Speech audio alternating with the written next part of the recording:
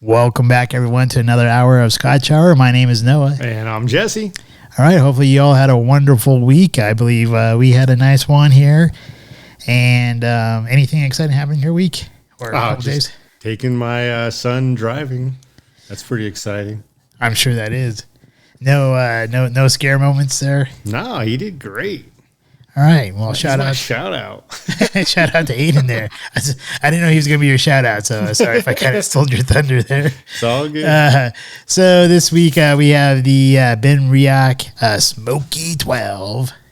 It's a Speyside, you said, right? Speyside, single malt Scotch. And then we've got our shout outs and get-it-togethers along with our restaurant review being the Emerald Isle and our topic, the Blade Runner. Scotch Reviewed.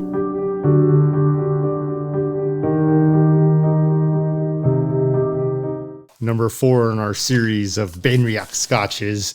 We've had the 10, the Smoky 10, the 12, and now the Smoky 12. So we know they are Speyside single malt Scotches by Master Blender Rachel Berry. We have not been let down thus far, and this one could be even more interesting. So we have Scotch matured for a minimum of 12 years in bourbon, sherry, and Marsala casks.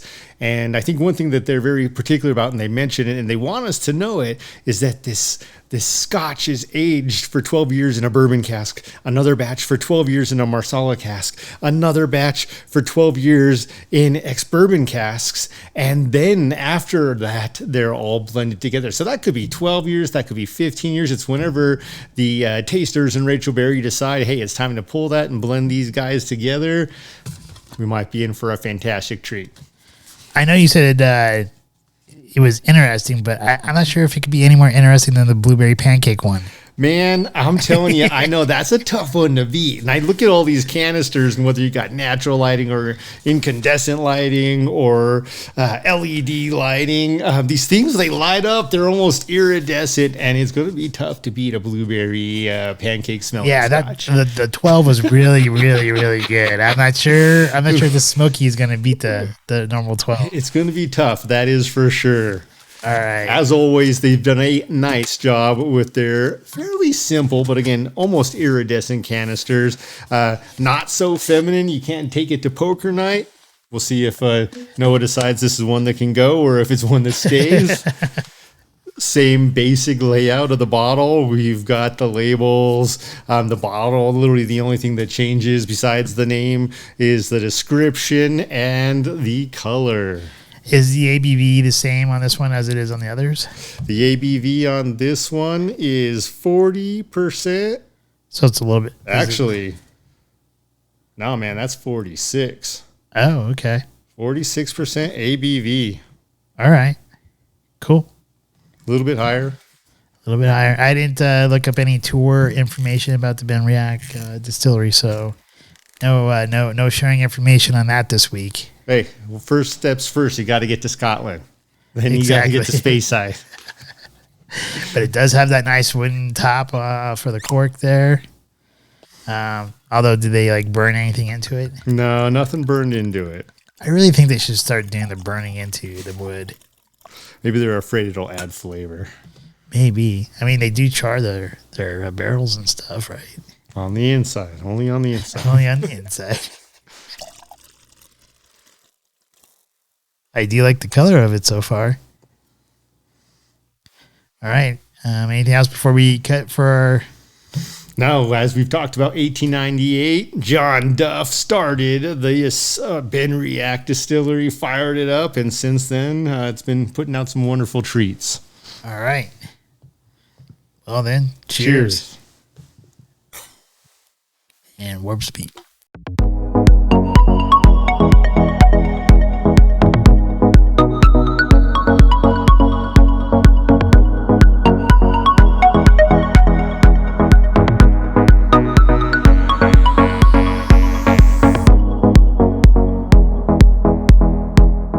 I guess for my tasting notes on this Smoky 12, first thing I'll point out, I do really like the coloring here. To me, it has kind of like that brassy orange gold color to it. So it's not super light like it was last week. The hardcore. Yeah, the hardcore was really light.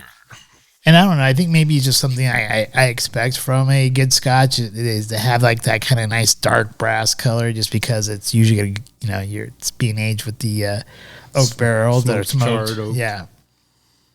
So I would expect it to have some of that more darker color to it. So I think that's the reason why I like that.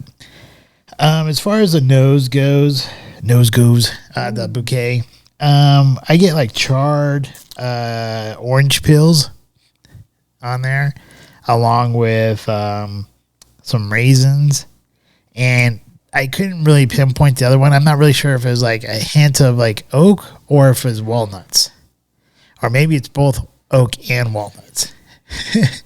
Because like sometimes when you like get some like walnuts and not the pre-cracked ones, the ones that already have that still have the shells on them and stuff like that. That kind of like that kind of smell to them. And then as far as the palate goes, here, spice. I get spice. Like there's definitely some clove in there, along with smoke, and there's all you got that spice of the clove and the smoke, but then you also get that slight hint of sweetness too with the Marcella. But that spice of the clove kind of leads into my finish, which also has like some spice in there, which I think might be like pepper or peppercorn or something like that, along with a little bit more orange and almond flavors. So I think it's a good one. Depending on the price point, I don't know. I mean, I think you take this one here to like a poker game. And I think it could also be a good one to enjoy with a cigar as well. Yeah, I really like the 12 a lot more, personally. I like that blueberry pancake flavor. I thought that was so unique on that one. I think if you want something that's a little bit more smoky, a little bit more spicy, and a little bit more like traditional Scotch, I think this one does a better job than the normal, the 12. I think our tastes are pretty similar. A few slight differences on this one. Right there with you, though, with the medium brass finish. That is a great color. Not too deep, not too light. Very attractive in the glass, so to speak. On the nose for me, I get those hints of fruit, and it's interesting because it's just like the last time, whereas I never really tasted the blueberry, but I could absolutely smell the blueberry from the regular 12. This one, I'm still getting a hint of blueberry in there, but it's very much more pronounced with almost a hint of lemon zest, and I think you nailed it with the smoked orange peel as far as that smoky scent in there. But what's also very interesting, and I think this is where the blueberry is layered in here, is that if a Scotch can smell creamy, this one does. It actually smells almost creamy. And that's wild to me because you don't get that. You can tell there's alcohol in it, 46% ABV, but you don't get that bite on the nose. Instead, you get the different layers of flavor, and then it almost smells creamy. And I don't know how that can be. What does creamy smell like? I don't know, but it's a lot like this. Really hard to explain on the palate. That creamy scent, those scents that make it smell creamy, absolutely follow it right into the palate. A nice, smooth, creamy right at the front. And then it's interesting because I think it quickly transitions to that oak spice. And with that, you got the sherry, you've got the Marsala, you've got the bourbon, and it's hard to tell which one's bringing that in. The thing I have to think is that the Marsala has really added the creamy smoky, and I think you get that smoke there in the middle down to the finish, sweetness. And again, it's this interesting layered flavor where it goes and there's very, very little right at the front, citrus, and then the spice, the clove, again, creamy into this oaky spice finish that has that nice dry edge I actually like, but not so dry that you don't still feel like your tongue is sweet. It literally the finish leaves my tongue feeling sweet with a hint of cocoa. That's a pretty good description. I don't get the creaminess whatsoever. Like from the moment I tasted it till now still, I get it's like hot and spicy. So I don't get any of that like smooth creaminess at all. Oh, that is absolutely what I smell and is on my tongue. Yeah, I mean, obviously everyone's taste buds are different, and in this case, I think that's where we might differ a little bit. But hey, give it a try, people. Like I think, maybe you'll even get something different than us too. So I think the underlying base here the only thing I could sum up with it is I remember the original 10. And I still passionately call it my Honey Rider Scotch. I think this one deviated from the Honey Rider. I think it's in there. I don't know. I think there's this smooth, creamy honey that is underlying in there and that's bringing out some of those flavors and scents. I don't know. To me, it just seems like hot and spicy and smoky. But hey, what do I know? Could be the, like 5 hours of being in a car, driving with someone new. Maybe my taste buds are on edge or dead. Wake up, you're in a ditch. But this last sip, it was a little bit more creamy up front, but still a lot of spice in the back. Yeah, I think there's a ton of the oak spices that come through. And again, I don't know if that's the Marsala, the bourbon, the sherry. Like, I don't know if they're in there. You can see particulates floating in there. Like, I wouldn't blame them if they were in there almost knocking some of that off in there as they're filtering it. All right, I can see the creaminess now. My first few sips, I was like, no way, no creaminess there. But there is some creaminess. Now, don't let my interpretation blur the lines too much, but carefully, slowly bring your nose into it, and do you not get a hint of a blueberry or some sort of similar berry? There's still a hint of it. I think it has a lot in common with the actual 12. It's not blueberry like, oh, muffin first thing in the morning. You smell that you're waking up and you smell it from the bedroom. It's not like that, but just the slightest hint. Maybe it's raspberry or blackberry. But there is some other, you know what? I think that says it. I think it's blackberry. Not as much blueberry, more blackberry. The darker the berry, the sweeter the jam. So I've heard. I don't know where. Yeah, I wasn't getting any berry on it before, but now I am. But I'm also getting some chocolate on there too. Some cocoa or maybe chocolate brownie or something. Mm-hmm. There's a lot layered into this. I think this is one of those ones where maybe you need to have it open up for a little bit more before sipping it right out of the bottle. I mean, because obviously there are some layers, and it's starting to open it up more and more, and I'm starting to like get some more of that additional hints that you're talking about. Yeah, it's a good one. No regrets. Still like the 12 more than the Smoky, but this one has a lot of complexity going on. There's definitely layers, and I think this one needs, unlike the 12, I think this one needs just a little bit more time to breathe in your glass. So, I think you did a spot on review there on that one. Good job. So I'm being on edge, man. Yeah, driving with the teenager.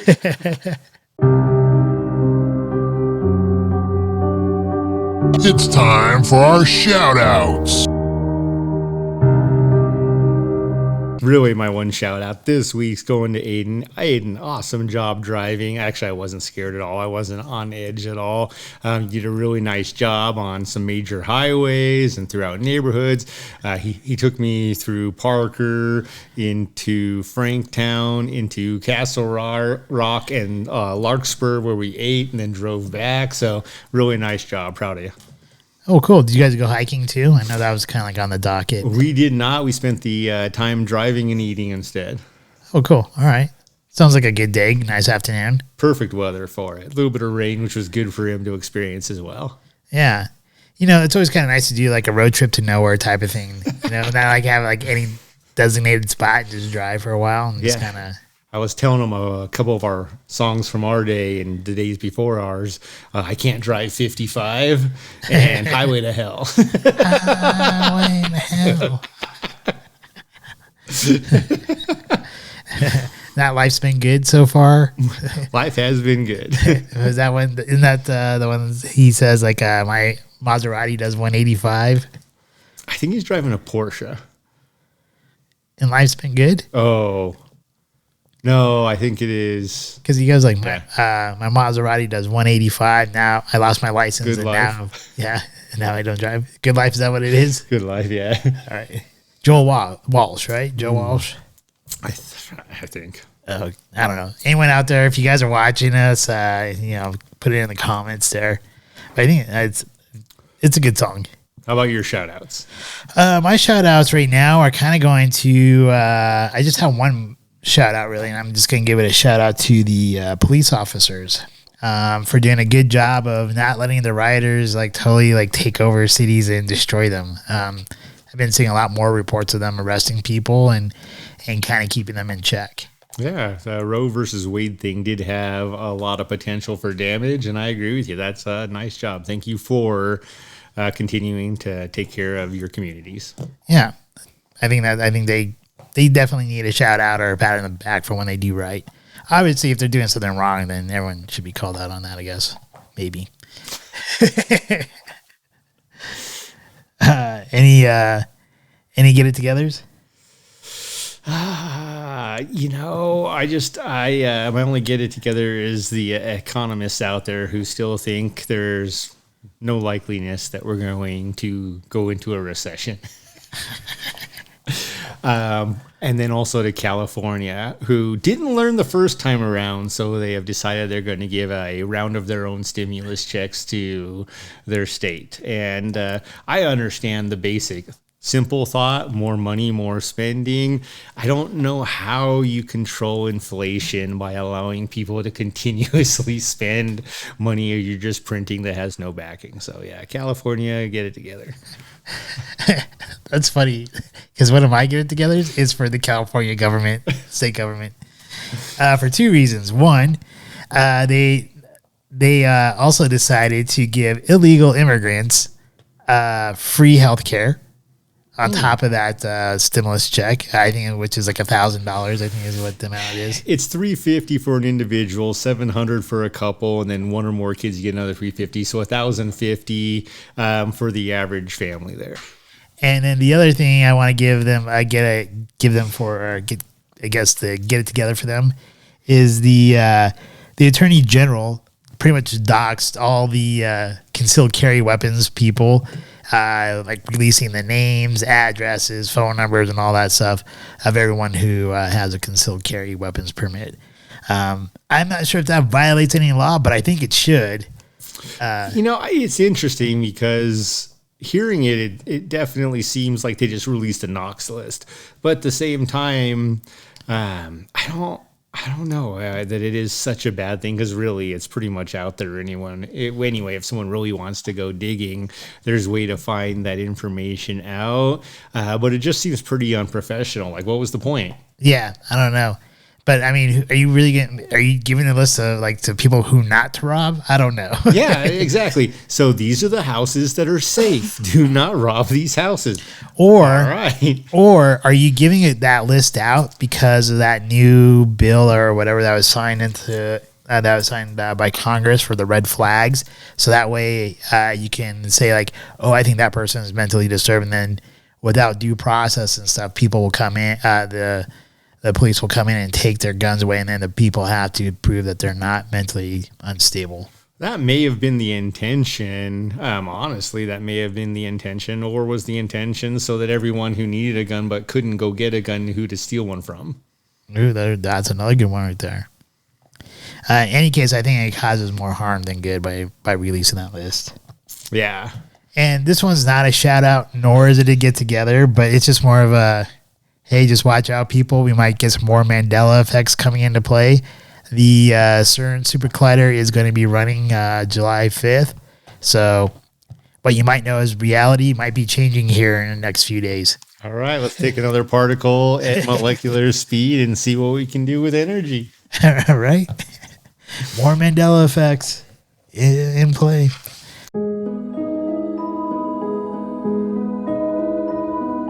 Restaurant Review. The Emerald Isle, Parker Road, and Chambers. There's an interesting restaurant. Is it Quincy or is it Chambers? I think it's Quincy. Yeah, it's Quincy. Quincy and Parker. Yeah, I'm thinking Chambers just because Chambers does that weird twist into Quincy and then you get to Parker. Yeah. It's kind of confused. It's a little confusing right over there. It's different, but it's been there forever. I remember that place being there a couple years ago when we were in high school. And definitely was on my bucket list of restaurants I had to go to. Glad we did. View was interesting. Food was pretty good. Service was okay. But it was overall a live band of two playing, which were doing a decent job. It was a good experience. It was fun to go visit. The wait staff, I think she did a pretty good job up to the point where she dropped like soda on the floor and hit splashed on my leg and stuff. But up to that point, I think she was doing a pretty decent job. She wasn't. I mean, she checked up on us. She delivered stuff. She was honest in her opinion with the menu. So I actually really enjoyed what she did as a waitress. The view though, I think the view is actually was kind of nice from that deck where you could see Cherry Creek, although I think it might have been better like 5, 10, 15, 25 years ago because the trees may not have been as tall and you might have been able to see more of the Cherry Creek Reservoir. The other thing I didn't really like about the view there is these like orange buildings next door with storage buildings with all the 5G radio towers there for cell phones and stuff. So service was great. Which service? Cell phone. The weird thing about that place though is like the front doors. Like there's like 4 front doors to it, and 2 of them are locked, and it's like this weird like entranceway where it was just like hot in like a small enclosed area. It almost seemed like it was like a gazebo type front or whatever added on to the front end of the building or whatever when you walk in. It seemed really weird. They're like, that's their version of drink responsibly. If you cannot get out, do not go. But the back patio, I think that's where it's at if you're going to go to this place. The back patio was pretty nice. It even rained a little bit while we were there, but they have like these like tents outside, and they actually did a pretty good job of blocking the rain. So I'm sure if the rain was much harder and if it was windier, it may not have done a very good job. But for the light rain that was going on, it served its purpose. And I didn't even see the band. But were they 2 guys playing acoustic guitars? Yes. Okay. They didn't sound too bad, though. Oh, they did all right. So, food. Should we talk about the food, I guess? Yeah. All right. I thought they had a pretty simple but covered list of draft beers. So they had a juicy IPA for me, and that was good. We proceeded to go with one of our common combatants, something where we can compare at multiple restaurants, the jalapeno poppers. And then for me, I wrapped up with the crispy chili relleno plate, which I thought was really good. It wasn't the best ever, but it was really good. And you mentioned our waitress doing a great job being honest. And when we asked her about the poppers, she said, they're good. They're frozen. You know what I mean? She's honest. And I appreciated that. She did recommend the chili relleno plate, which was, again, good. So I had, I thought my food was good. Yeah, I thought they also gave you a pretty big portion. So I agree with the assessment on the jalapeno poppers. She was right on with that. It's frozen. You know what to expect, and that's what we got. So, it's those were okay. But we got what we knew we would get. And I asked her about 2 different plates, whether their fajitas, I guess I forget what they said. Was it award-winning fajitas or something like that? The award-winning fajitas or the chimichanga. And she said the fajitas, in her opinion, were overpriced for what you get. So she recommended the chimichanga. And then she asked me like what meat I wanted. So I asked her what meat would she recommend. And she's like, well, it comes with ground beef, but everything else is an upcharge. I'm like, well, which one do you recommend? And she said the chicken. And the chicken was good. And so the chicken chimichanga was good. It was smothered in green chili. The green chili tasted decent. Better than some, worse than others. But their beans, the refried beans tasted pretty good. Yes. I wouldn't say they're exactly homemade type refried beans, but they're better than out of the can. And I think the one thing that the chimichanga was missing, and maybe this is because I like having sour cream on my burritos and guacamole, but I really would have liked having like some sour cream and guacamole with my chimichanga. Yeah. And overall, I think you could take a first date there. It's a chill place. Yeah. I think you can meet friends there. Once again, chill place. The food, as you mentioned, the menu, it had like a wide variety of food on there, and the food was decent. You get a lot of food for the value, I think. And so overall, I'm gonna give the food a 7. I'm gonna give the place. I can just give it a solid 7 because it's like a neighborhood pub, and if I actually lived near there, I would go there all the time, probably just to be and probably be a regular, just drink a few beers or whatever, and hang out there, grab a bite to eat, and go home. But being that it's a little bit further away, it's a little bit tougher to have like a few beers and like a beer and just chill there and just take in the scenery, which I think the scenery is probably the best part of the whole place. Yeah, I agree with you. As far as take a first date there, if I can sit out on the patio on a nice, cool, overcast day with the sun setting over the mountains in the distance, the scenery was beautiful. Absolutely. Like, no, you're going to probably get a little bit of local music. And again, if you're there for a couple of beers and a bite, you're not going wrong. Price-wise, value, all decent. Go there with friends, absolutely, especially if you have some hours to blow. The biggest thing is, I think the one thing that really does impact it as far as if it hits my top 10 list is just location. Getting in and out of that into the parking lot is that's the only piece of it. So there are so many other places closer that don't have the view that place had. Great view, again, overlooking a piece of Cherry Creek Reservoir. But it was a great, and again, though, you got to go on the right night. If it's 90 degrees out, probably not going to have the same experience we had. Overall, I'm right there with you. Food was a solid 7. Service was teetering just above that. The scenery, I mean, that's my 1.9. But overall, you're talking 7.5 for me.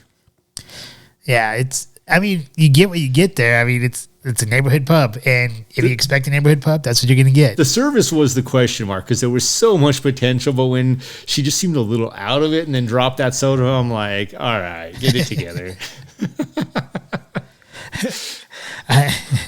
I mean, it is Colorado, and I think she probably partakes in some of the law there. So that shirt that said I smoke weed hourly wasn't just a shirt? No. All right. All right. Yeah, Cooler if he did. Yeah, that was the line I was looking for rather than saying the same thing you did. Okay. Anything else you want to say about this restaurant? No, it was fun. I'm glad it's off the bucket list. Would I go again if I'm passing by with the date? Absolutely. Otherwise, I might hit up a few other spots first.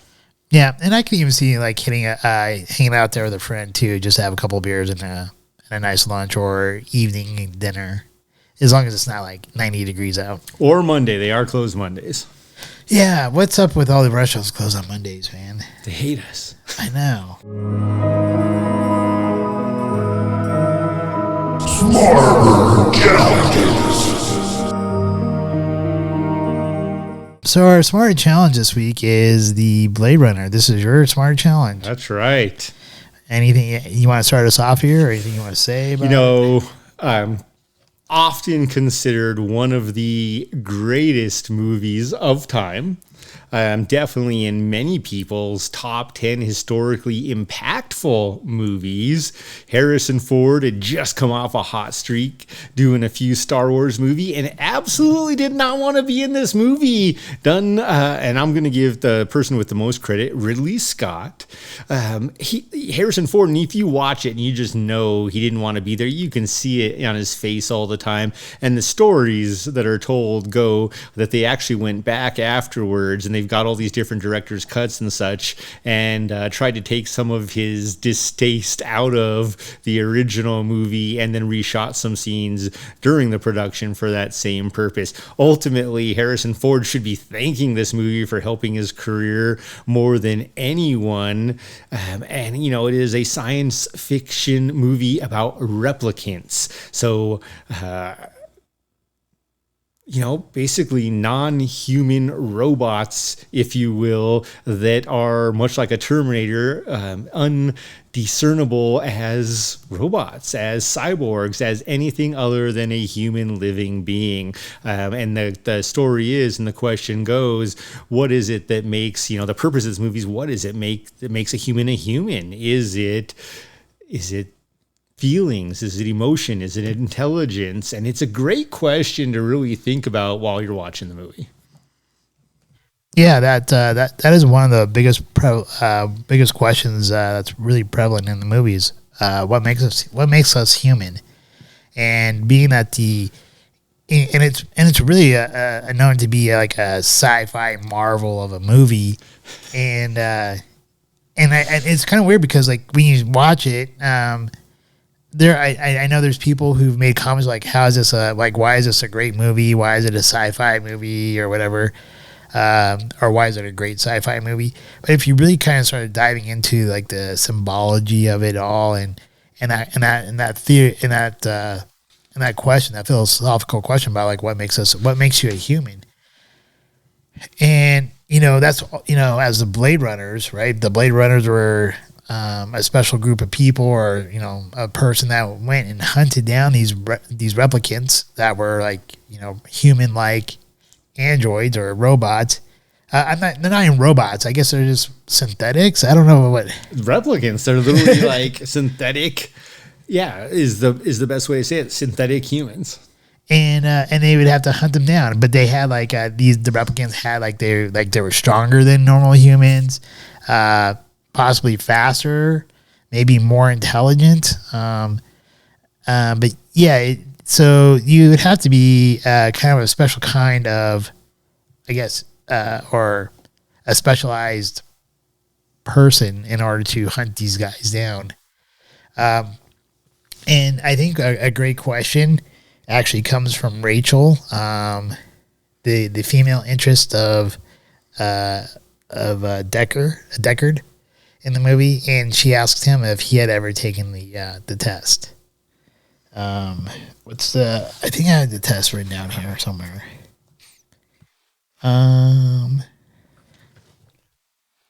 Anyways, here is Voight Camp, the test. And he never responded. So do you think Deckard was human or a replicant? Ultimately, I think he was human. And it's interesting because, I'm going to take a step back, and you mentioned that some of these replicants were fast. Some of them were sex specialists, if you will, Daryl Hannah's character. Some of them were 6 times as strong as other men.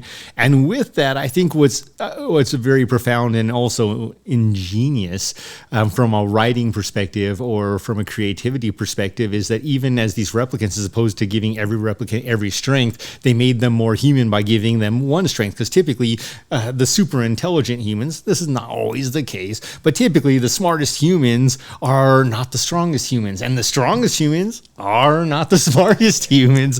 The fastest humans may not be the most attractive, or vice versa. Now, of course, there's all different variables, and there may be that one out there that is perfect, and then you got to ask yourself, are they a replicant, right? Because typically, as a human, we don't get 10s in every facet of potential. We get 10s in some as far as our strengths, and we may get 2s or 5s in others as our opportunities. And it was brilliant that they did that. And then when you get back to Deckard, I think he was pretty average across the board. But I think ultimately the answer to the question why his love interest, Rachel,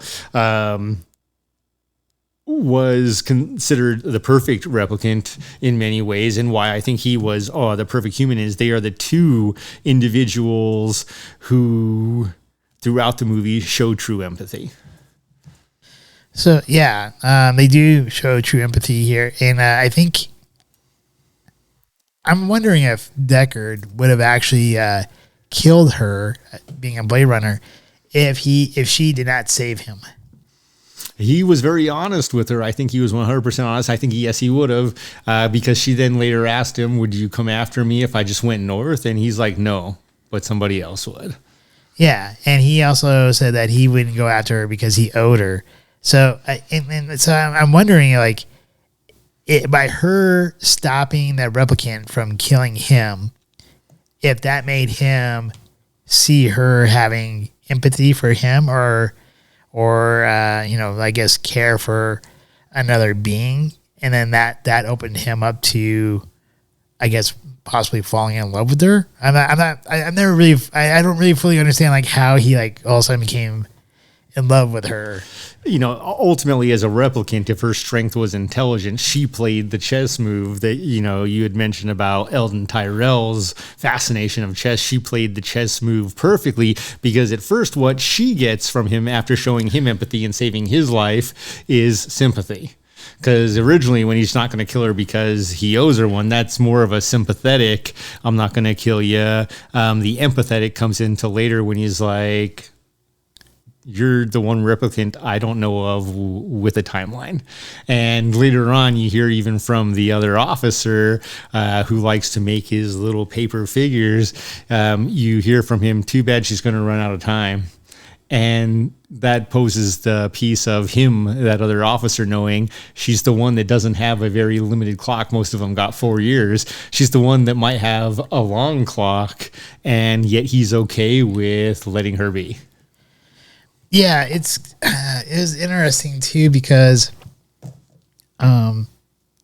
we bring up Eldon Tyrell, and this article I was reading about like symbology there.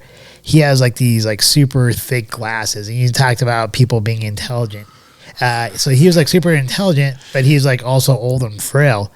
And sometimes when people are super intelligent, they may not have the best EQ quotient. Is that what it is? Emotional, yes. Emotional intelligence. Yeah, emotional intelligence. And you can tell that he didn't, because he treated people and he treated the replicants like they were like pawns or disposable entities. And I think that made him short-sighted and able to see things. And I think it's kind of, there's that symbology there with the chess pieces, because as Roy Batty was going up the elevator, he's telling the I don't know what that guy's name was, the guy that Tyrell was playing chess with. Oh, I don't remember. No, not Eldon. That was Tyrell. It was like J.A. something or other. Yeah.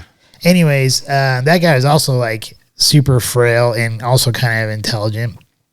And but the bottom line is neither one of them saw their death. Just kind of like because like Batty told that guy, do these two moves and you'll have him in checkmate. And Tyrell just didn't see that as being possible.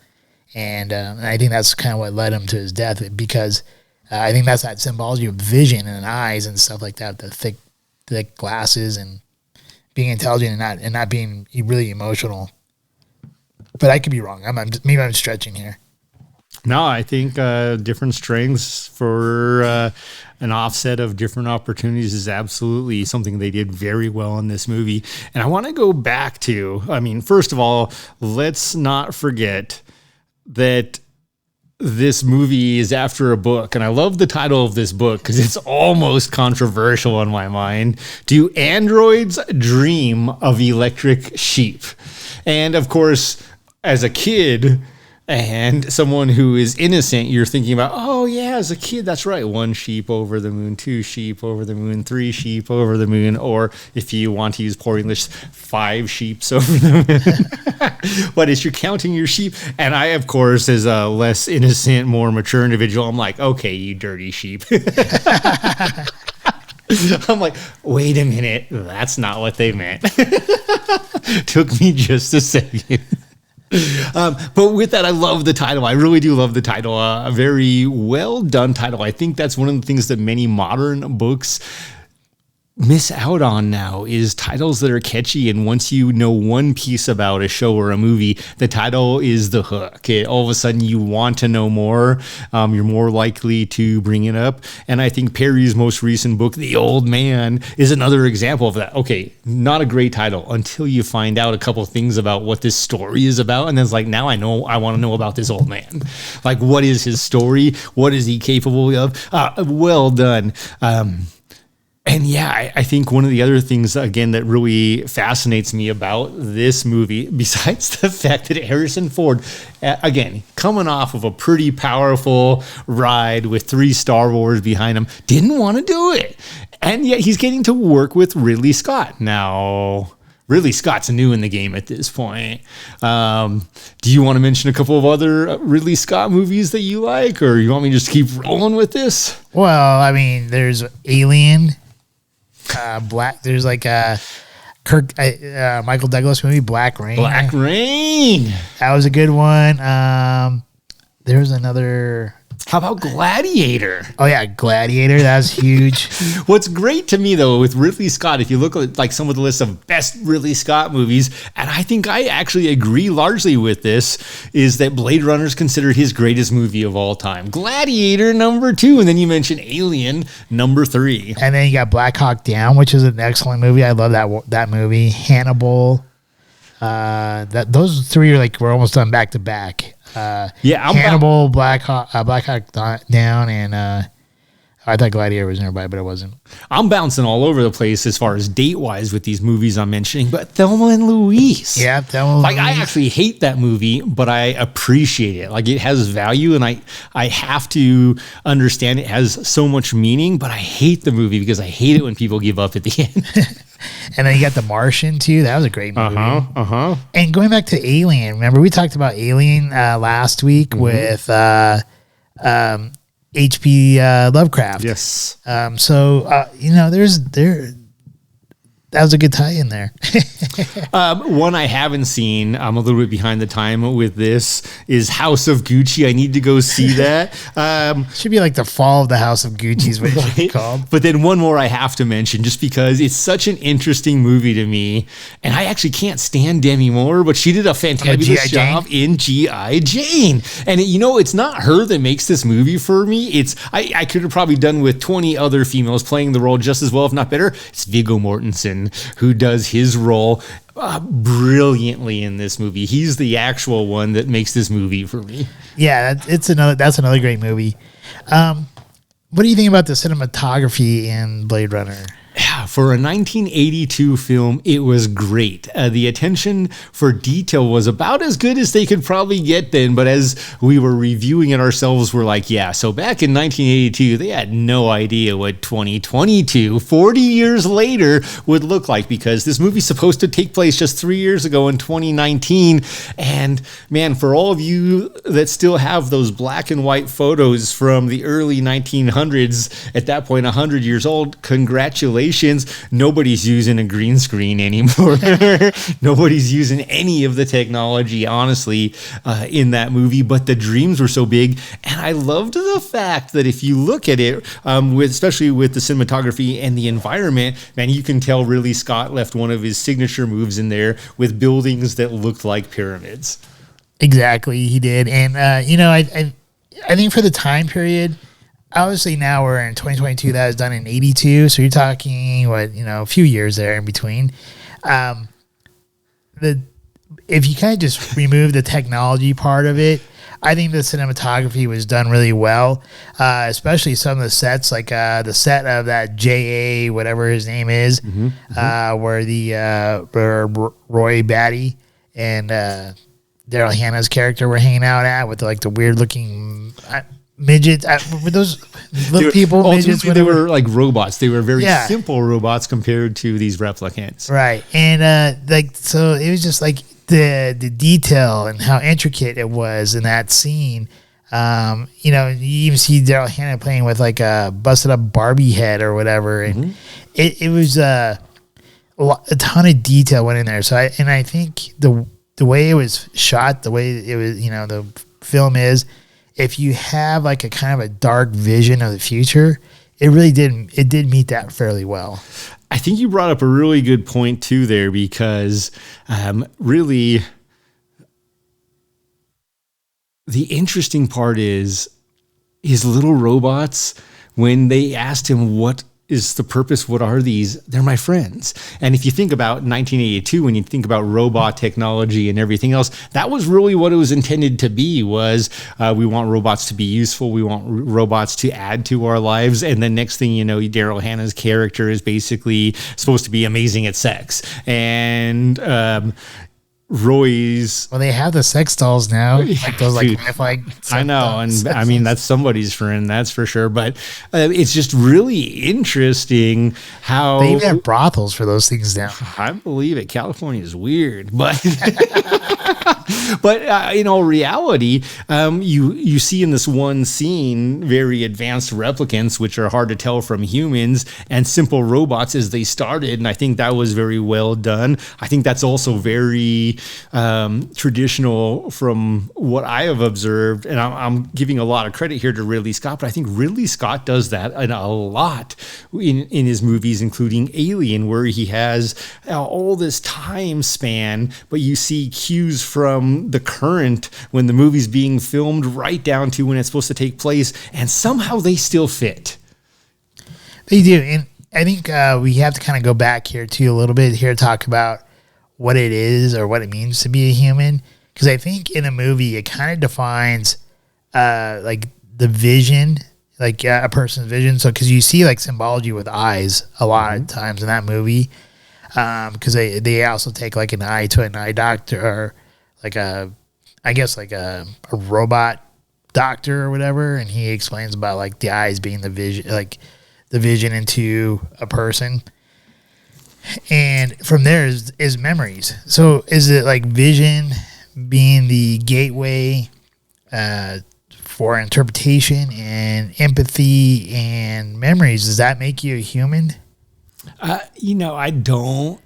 I think that I think that's what they're saying in this movie. I think they're playing around with a lot, but at this point, you've got other characters, and man, at the end, when the replicant saves Harrison Ford from falling off the building, I think you also see this piece of these replicants have become so advanced that they got to a point where they understood and appreciated the one thing that matters. And this is what I think most people overlook, because it's so simple. It's just right there. It's not necessarily that you can see or hear or taste or feel. What it is life. It is an opportunity to have a life.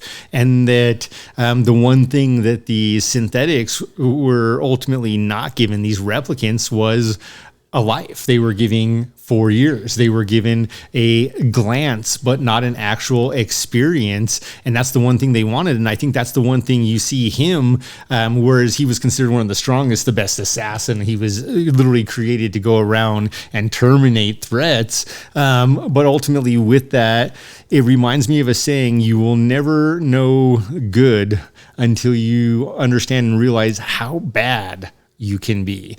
Evil versus good, not bad as in bad, but actual terrible, doing evil. And until you know the evil you're capable of, you won't understand and appreciate the good that you can do. Right. And going back to being human here, or what makes a human, and this movie, though, they give the replicants fake memories to begin with. And that's kind of like their starting point. And from there, then they do develop their own memories through their own visions and interpretations. And so if that's the case, once they have their own memories and stuff and they got their own basis, do they also start to understand what it is to be human, and are they human? I think that is a further more advanced piece to the question. And the tricky answer is ultimately no, because human is defined just like males and females, masculine versus feminine, maybe not so much, but male versus female in a species is defined, and human is also very much so defined. But I think he does. I think Roy Batty's character does become more human than possibly Deckard's character, because I think Deckard's character from the beginning, he is very much more linear and a lot less emotional. And although he did surround himself with like pictures and things from his family's supposed past, but he's never taken the test himself, or he's never revealed if he did or did not take the test. And he acted probably more like a replicant than maybe some of the replicants acted. Yeah, for sure. Yeah, without a doubt. It's a great question, but it really comes down to, with the science, it's one thing to act human and it's another thing to be human. But the truth of the matter is most humans are less kind, less generous, less empathetic than any of these theological counterparts can be. Yeah, and I do think when Batty, you mentioned this earlier, he saves Deckard's life. And I think when he saved Deckard's life, he has that conversation with him talking about like the things that he's seen and the things that he's done.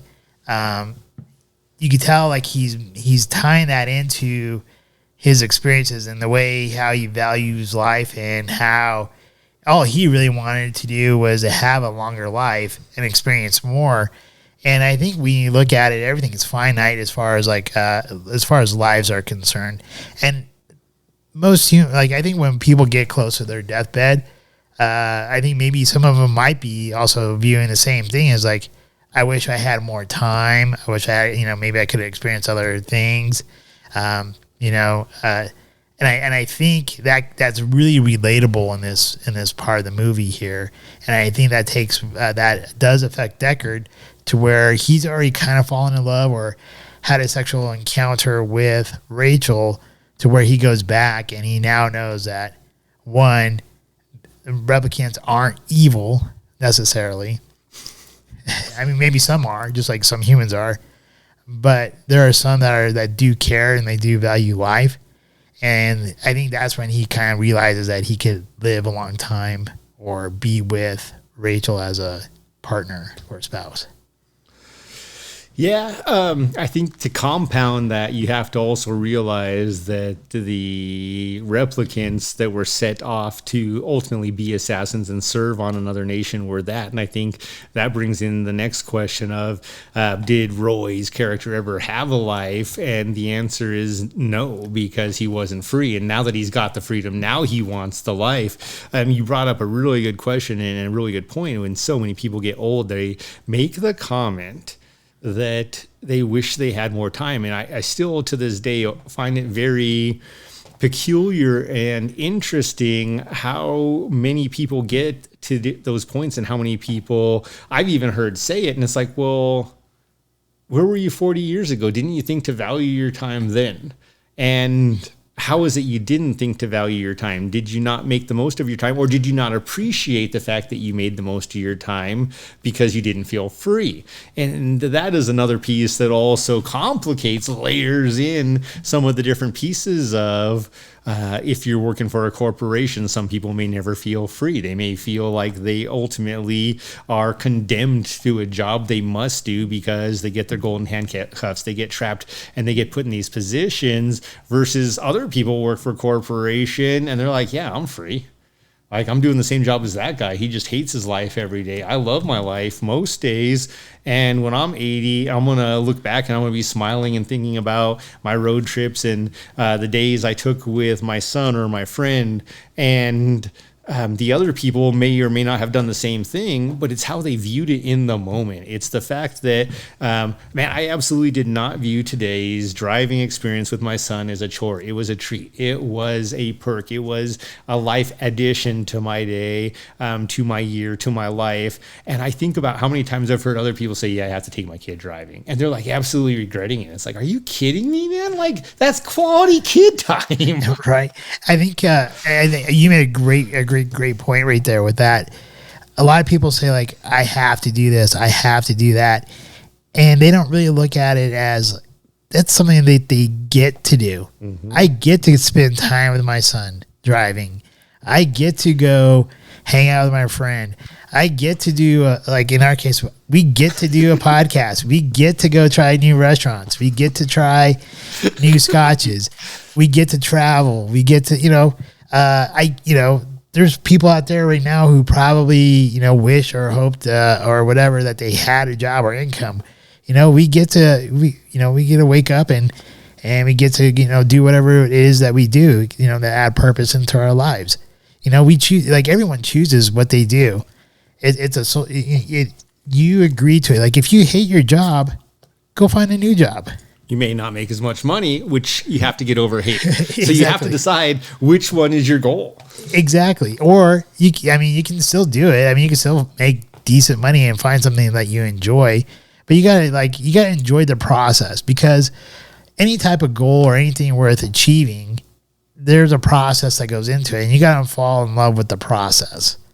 Because if you hate the process, you're gonna hate getting the journey to get to where you want to go.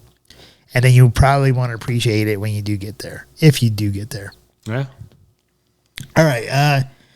I know we kind of veered off there a little bit, but is there anything else you want to talk about here? I think that's a really great way to actually kind of end this, is to ask you guys, the viewers who take the time and like to go on these journeys with us with our smarter challenges, take a moment, think about some of these things for yourself, then watch Blade Runner, come up with your own answer or do your own research. You may agree with us, you may disagree with us, just like with the Benriach Smoky 12. You may or may not see the same things we do with many of the scotches we try, with many of our smarter challenges. Feel free to share those things with us. If you have things that you think will absolutely open our eyes, share those things with us, because that's why we're here, is to learn and to grow, and to at the end of the day be able to say life is great. Life is great, dude. Life is great. So what's our scotch next week if we're done here? All right. Next week's treat, the Caribbean Cask Balvenie 14.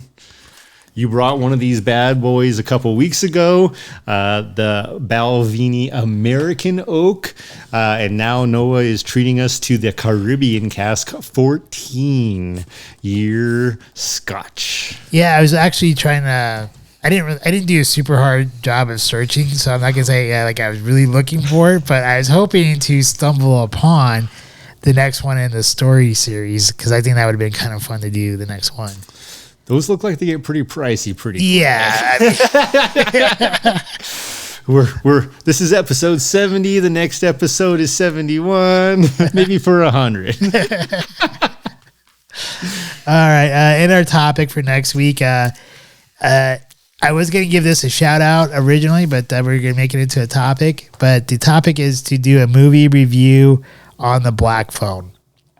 It just came out this week, so it'll be about a week old when you guys actually, when the review gets dropped. But hopefully you guys will enjoy the movie if you do go see it. I will say this is one of the very few horror movies in probably like the last 10 years that at least made me jump 3 different times. And it's not like I didn't walk away being like frightened or anything like that. It was just like kind of like those, those jumps where you don't expect something to happen and all of a sudden like boom, it's right there. You're like, oh crap, what was that? So I did find it it's an interesting movie. It takes place in Denver, Colorado, so it kind of relates to us anyways, since we live in Colorado. And the reason why I went and saw it originally is because somebody had pointed out to me, like, they're like, go see the movie, kind of pay attention to it, and kind of compare it to the stuff that has come out through like WikiLeaks and stuff about John Podesta and child trafficking and stuff, and adrenochrome. But any case, that's the reason why I went to go check it out. And it's actually a decent movie, and Ethan Hawke does a good job. And talking about being dark, we mentioned how Ethan Hawke has been in a lot of dark movies. He has. All right, anything you want to say to the people? No, please like, share, subscribe, give us feedback. We appreciate it. Drink responsibly. Remember, life is great. I'll start off from life is great. And if you are watching us, thank you again. We are on YouTube and Rumble. For those of you who have been listening to us, thank you once again for being strong supporters of our Audible, distribution, and whether it's on Podbean, Spotify, Google Podcasts, iHeartRadio. The listeners didn't really drop off. I think from the previous month we were at 52 listeners, and then this month 49, and that's amazing to me, especially since I was sick most of the month, and there's like a lot of our episodes were dropped late. So thank you very much for giving us that support still, and for all of our viewers, thank you for all the support you guys have given us. If you do want to become a patron member, there's the link down below. It's the very first link. It's the Podbean Patron. Just click that link. You can be a patron member for as low as $1, and that does give you, if you're in the Colorado area, priority access to when we do like movie rentals and stuff like that for theaters. And with that, cheers, everyone. Hopefully, you guys have a great week. And Dutchman, cheers.